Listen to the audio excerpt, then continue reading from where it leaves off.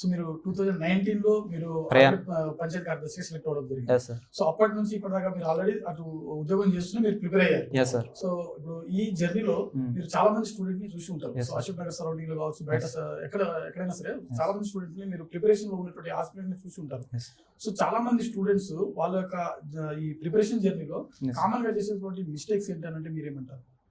Present ఈ జంజీ కానీ అంతకుముందు కానీ ఏమంటున్నంటే, నువ్వు ఎన్ని సంవత్సరాల నుంచి ఫీల్డ్ ఉన్నావు కాదు, ఆ నోటిఫికేషన్ కి ఎంత రెస్పెక్ట్ ఇచ్చి చదివావు, ఆ నోటిఫికేషన్ ఎంత పర్ఫెక్ట్ గా ఉన్నావో చూసుకోవాలండి.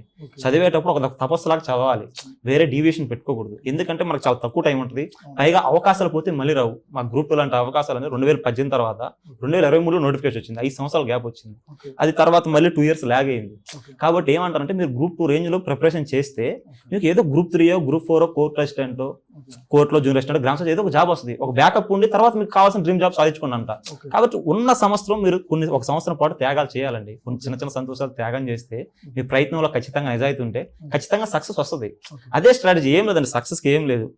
క్లాసెస్ బాగా వినాలి, ఎందుకంటే వాళ్ళు మన కోసం ఎన్నో సంవత్సరాల నుంచి ప్రిపేర్ అయి ఉంటారు. వాళ్ళ కానించి మనకు కావాల్సింది తీసుకోవాలి అంతే, మనం చేయాల్సింది ఏం లేదు. వాళ్ళకి ఎగ్జామ్ ఫలిట్స్ తెలుసు, ఎక్కడ ఆ రిపోర్ట్ని ఎలా అనాలిసిస్ చేయాలో తెలుసు.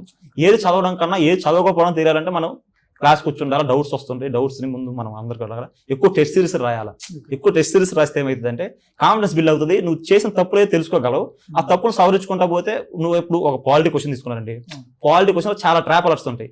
ఆ ప్లేస్ లో పార్లమెంట్ ఉండాలా, ప్రెసిడెంట్ ఉండాలా, స్పీకర్ ఉండాలని నువ్వేమనుకుంటావు, బాగా చదివిపోయినా ఖచ్చితంగా ఈ ఆన్సర్ కరెక్ట్ అనుకుంటావు.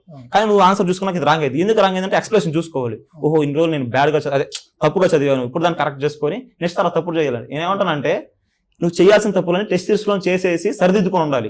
మెయిన్స్ ఎగ్జామ్ మనకు ప్రతి మార్క్ ఒక ఇంపార్టెంట్. చాలా మంది మా ఫ్రెండ్స్ కి 1:2 తీసారండి. మాకు రిజల్ట్ వచ్చిన రోజు 1:2 తీసి 8 నెలలు అయింది పాలిటీకి.